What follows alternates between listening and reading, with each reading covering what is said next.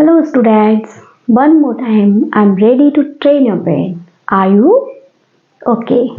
तो आज शुरू करते हैं अपने नए टॉपिक के साथ। आज का टॉपिक है शैडो फॉर क्लास 6।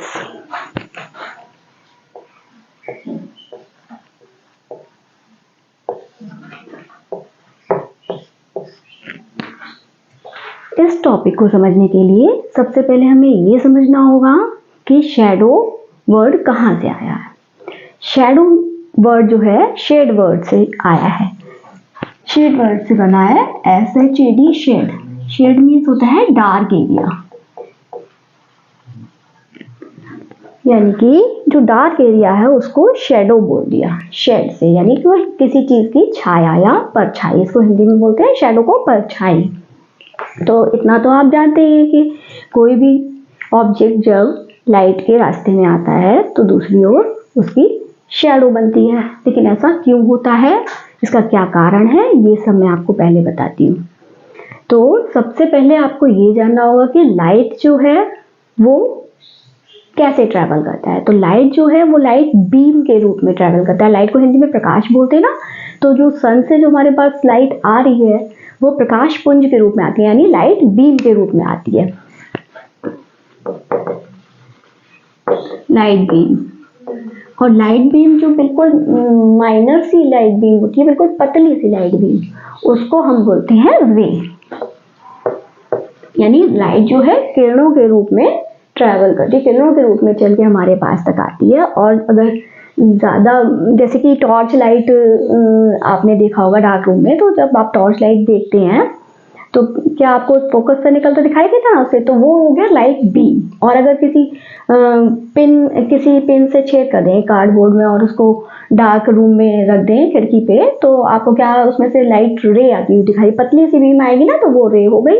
और अगर चौड़ी सी बीम है, मोटी सी बीम है, तो फिर वो उसको लाइट बीम बोला जाता है। तो रे को जो है हम लोग ऐसे स्ट्रेट लाइन और एरो से रिप्रेजेंट करते हैं। ऐसा क्यों होता है, क्योंकि लाइट जो है वो रेक्टिलिनियर पथ पर ट्रैवल करती है, यानी कि बिल्कुल स्ट्रेट लाइन में ट्रैवल करती है। इसीलिए इस तरह से लाइट रे को हम रिप्रेजेंट करते हैं। और लाइट का जो ये प्रॉपर्टी होती है कि वो लीनियर पथ पर वे करती है ना, चलती है, लीनियर वे पर चलती है, इसको बोला जाता है रेक्टिलिनियर प्रोपेगेशन ऑफ लाइट।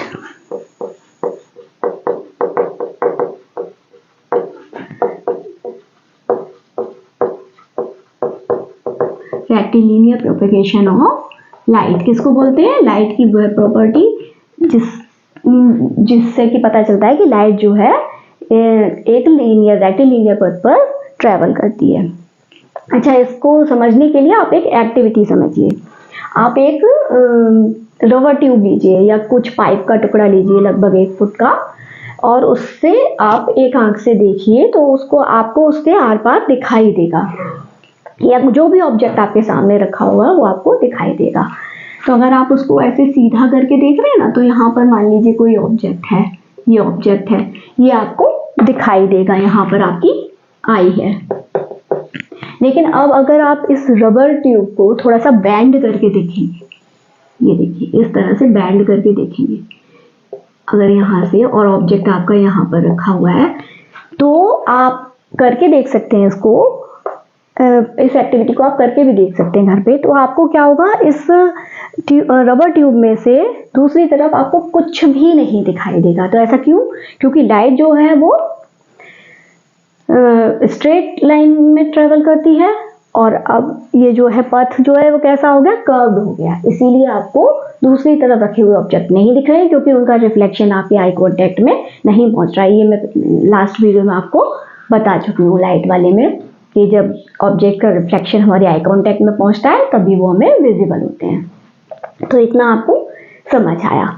अब हम समझेंगे कि शैडो बनता कैसे है। तो जब भी कोई ऑब्जेक्ट लाइट के पथ को ऑब्स्टिकल की तरह आ जाता है, उसके बीच में अवरोध बनता है, ऑब्स्टिकल आ जाए, यानी कोई ऑब्जेक्ट आ जाए, तो दूसरी ओर उसकी शैडो बनेगी, क्योंकि वो लाइट के पथ को रोक रहा है। और लाइट जो है वो रेक्टिलिनियर पथ में ट्रैवल कर रही है। तो आपका हाथ आ गया जैसे कि, तो जितना आपका हाथ का शेप है इतनी लाइट जो है वो रुक गई, आपके हाथ पर, तो पीछे नहीं पहुंच रही है वो, इसीलिए पीछे जो है आपके हाथ की शेडो बनेगी।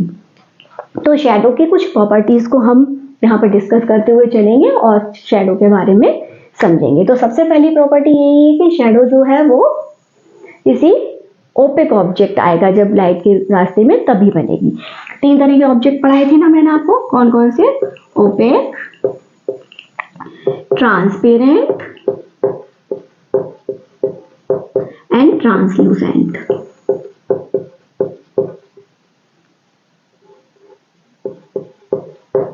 ओपेक ऑब्जेक्ट बताया था ना कि उसमें से लाइट पास नहीं होती, तो ओपेक ऑब्जेक्ट से हमेशा कैसी शेडो बनेगी? डार्क ब्लैक शेडो, ठीक है। ट्रांसपेरेंट ऑब्जेक्ट से नो शेडो, क्योंकि जो भी लाइट रेज ट्रांसपेरेंट ऑब्जेक्ट पर पड़ती हैं वो उससे पार हो जाती हैं। ट्रांसलूसेंट ऑब्जेक्ट की जो शेडो बनेगी उसको वीक शेडो या फेंट शेडो बोलते हैं, क्योंकि आपने देखा होगा ना बटर पेपर रखा हो, अगर धूप में आप रखेंगे तो उसकी बहुत फेंटेड सी या वीक सी शेडो बनेगी, लाइट ब्लैक कलर की, डार्क ब्लैक शेडो नहीं बनेगी। तो ट्रांसलूसेंट ऑब्जेक्ट की शेडो बनती है, लेकिन कैसी बनती है? वीक शेडो बनती है। तो इतनी बात आपको क्लियर हुई कि शेडो हमेशा ओपेक ऑब्जेक्ट की ही बनेगी। अब एक पॉइंट और है, यहां पर हम लिखते हैं कैरेक्टरिस्टिक्स।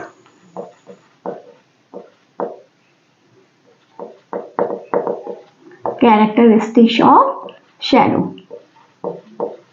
तो पहली कैरेक्टरिस्टिक क्या है कि शेडो हमेशा लाइट सोर्स के अपोजिट डायरेक्शन में बनती है, ठीक है।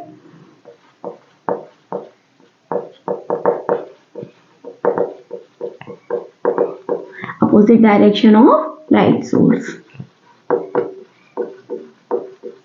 अगर आपका लाइट सोर्स राइट साइड है आपके, तो शेडो लेफ्ट साइड बनेगी। अगर आपके आगे है तो शेडो पीछे बनेगी। अगर आपके ऊपर है तो शेडो नीचे बनेगी। या फिर आप इसको डायरेक्शन से भी देख सकते हैं, ईस्ट से अगर लाइट सोर्स है तो वेस्ट में बनेगी, और वेस्ट से है तो ईस्ट में बनेगी। तो इतनी बात आप लोगों को समझ आ गई। दूसरी बात यही है कैरेक्टरिस्टिक कि शेडो जो है वो ब्लैक कलर की होती है। शेडो का कलर हमेशा कैसा रहता है? ब्लैक रहता है। क्योंकि ऐसा नहीं कि आपने पिंक कलर के कपड़े पहने हैं तो पिंक शेडो बनेगा, या कोई ग्रीन कलर का ट्री है तो उसका ग्रीन शेडो बनेगा, ऐसा नहीं है। थर्ड कैरेक्टरिस्टिक शेडो की ये रहती है कि शेडो जो है वो ऑब्जेक्ट के एग्जैक्ट शेप की बनती है। जैसा शेप ऑब्जेक्ट का है सेम एज बनती है, यानी सेम एज ऑब्जेक्ट शेप रहती है इसकी। ये शेप की बात कर रहे हैं हम, shape of the shadow. Shape कैसी रहेगी? Same as the object. जैसे आप खड़े हैं तो आपकी शेप की ऑब्जेक्ट बनेगी, कोई टॉय रखा है आपका, टॉय की शेप की बनेगी, ट्री है ट्री की शेप की बनेगी। तो जैसा ऑब्जेक्ट का शेप होगा वैसी ही शेडो बनेगी। अगर आप इस तरह से खड़े हैं तो आपकी शेडो भी इस तरह से बनेगी, आपके हाथ इस तरह से बने हुए आएंगे। आप सीधे खड़े हैं तो आपका शेडो भी सीधा बनेगा, ठीक है। अब शेडो के साइज की बात करते हैं, ठीक है ना, साइज की बात करते हैं। तो शेडो का साइज कैसा कैसा हो सकता है? तो शेडो कैन बी इक्वल, बिगर और स्मॉलर देन द ऑब्जेक्ट। पहले लिखती हूँ फिर बता दूंगा आपको। कैन बी इक्वल, बिगर और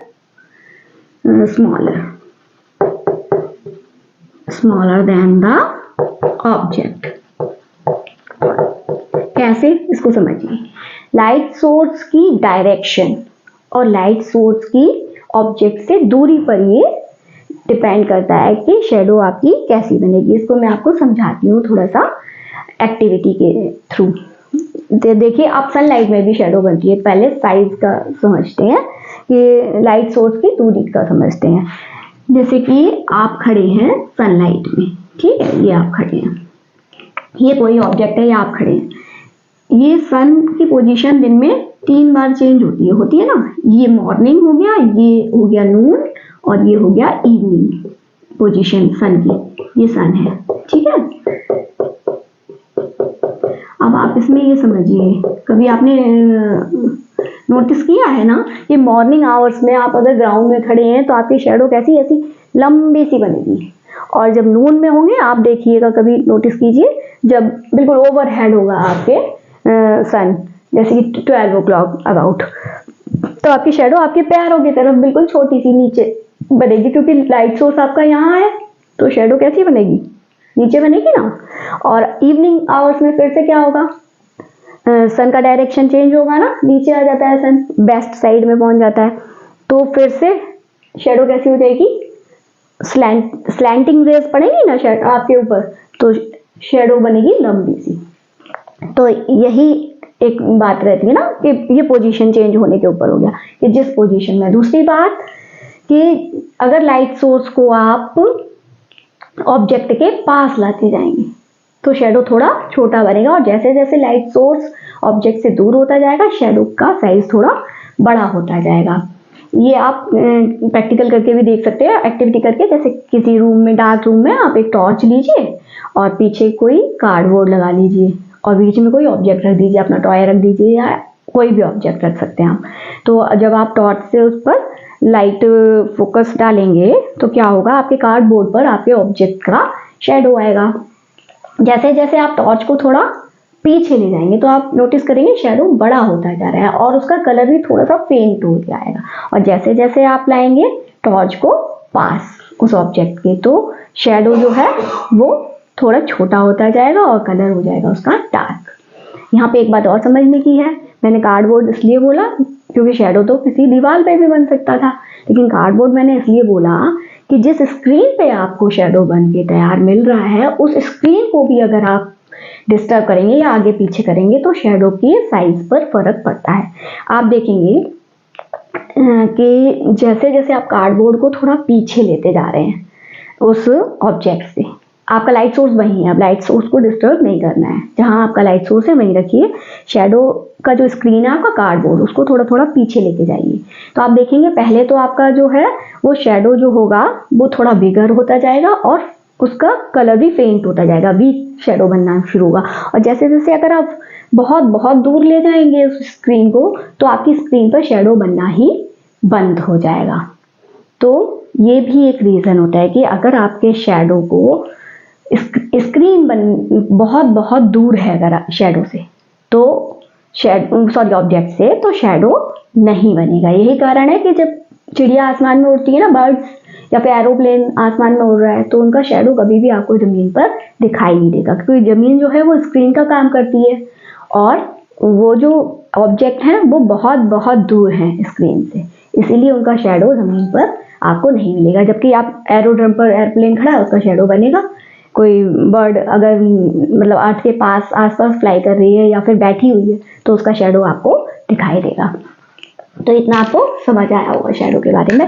अब फिफ्थ पॉइंट है कि शेडो बनने के लिए आपको स्क्रीन होना बहुत जरूरी है।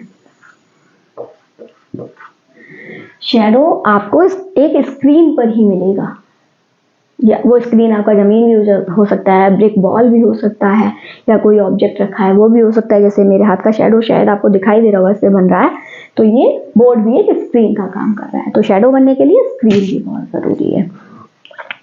शेडो का कलर हो गया, शेडो का साइज हो गया, शेडो की शेप हो गई, और शेडो का स्क्रीन के साथ रिलेशन भी हो गया।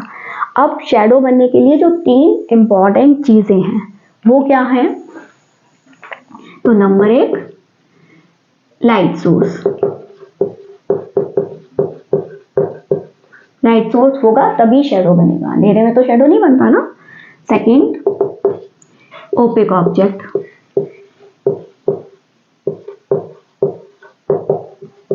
और third last but not the least screen.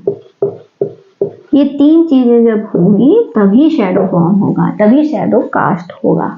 ठीक है, इतना समझ आया। तो अपोजिट डायरेक्शन में शेडो बनता है, ब्लैक कलर का बनता है, सेम एज ऑब्जेक्ट बनता है शेप में, और साइज उसका बड़ा छोटा या बराबर हो सकता है, और शेडो बनने के लिए एक स्क्रीन चाहिए। सनलाइट में भी शेडो बन सकता है और नेचुरल लाइट से भी बन सकता है, और मेन मेड यानी आर्टिफिशियल सोर्स ऑफ लाइट से भी शेडो बन सकता है। अब एक बात और यहाँ पर समझने की है कि कभी कभी आप देखते हैं कि जो इलेक्ट्रिक बल्ब होते हैं, पहले चलते थे ना वो गोल गोल वाले इलेक्ट्रिक बल्ब, उससे शेडो बहुत अच्छा बनता है। उसकी लाइट में शेडो आप देखिए एकदम डार्क और बढ़िया सा बनेगा। और जो फ्लोरेसेंट ट्यूबलाइट, वो भी अब कम हो गई, एलईडी वगैरह ज़्यादा चलने लगी है, तो फ्लोरेसेंट ट्यूबलाइट वो लंबी वाली जो चलती थी ना, उनकी रोशनी में आप कभी देखिए तो आपको कैसा वीक शेडो दिखेगा, या फिर ना के बराबर दिखता है, शेडो कम बनता है उसमें। इसका क्या रीज़न? इसका ये रीज़न होता है कि जब आपका लाइट सोर्स स्मॉलर साइज का होगा तो क्या होगा कि जो भी ऑब्स्टिकल आएगा उसके बीच में अवरोध आएगा लाइट सोर्स के बीच में, तो लाइट उस ऑब्स्टिकल के पीछे या उस ऑब्जेक्ट के पीछे नहीं पहुंच पा रही है, इसीलिए उसका क्लियर शेडो बन रहा है। और फ्लोरेसेंट लाइट क्या होती है ना, लार्जर सोर्स होती है ना, उनका लंबाई ज़्यादा होती है तो वो लार्जर सोर्स ऑफ लाइट हो जाती है, तो उनसे जो लाइट हमारे ऊपर आ रही है वो हमारे पीछे तक लाइट भी पहुंच जाती है, क्योंकि वो इधर उधर से थोड़ा बहुत जाके फिर पीछे पहुंच जाती है। तो इस वजह से वो शेडो कैसी बनती है? फेंट बनती है। ये बात समझ में आई ना आपको? और एरोप्लेन वाली वो स्क्रीन वाली बात बताई थी मैंने, ये 2 पॉइंट्स बहुत समझने वाले हैं इस शेडो चैप्टर में। तो ये तो आपको आज शेडो मैंने समझाया, ये सारे रेक्टिलिनियर प्रोपेगेशन ऑफ लाइट, इसमें एक इम्पॉर्टेंट पॉइंट है समझने के लिए आपके, ये कैरेक्टरिस्टिक्स ऑफ शेडो ये समझिए, और शेडो बनने के लिए कौन कौन सी चीज़ें ज़रूरी हैं, ये इतना आज आपको समझ में आया शेडो के बारे में। ये टॉपिक भी आपका लाइट से ही रिलेटेड है, लाइट बहुत ब्रॉड टॉपिक है, तो इसको मैं छोटे छोटे टॉपिक्स में डिवाइड करके आपको रिप्रेजेंट कर रही हूँ। तो आपको ये वीडियो कैसा लगा मुझे कमेंट करके बिल्कुल बताइए, और मेरे वीडियो को लाइक कीजिए। अगर आपको बहुत अच्छा लगा तो अपने फ्रेंड्स के साथ शेयर भी कीजिए, और मेरे चैनल को सब्सक्राइब कीजिए। मिलती हूँ आपसे नेक्स्ट वीडियो में, तब तक के लिए पढ़ते रहिए, क्योंकि पढ़ेगा इंडिया तभी तो बढ़ेगा इंडिया।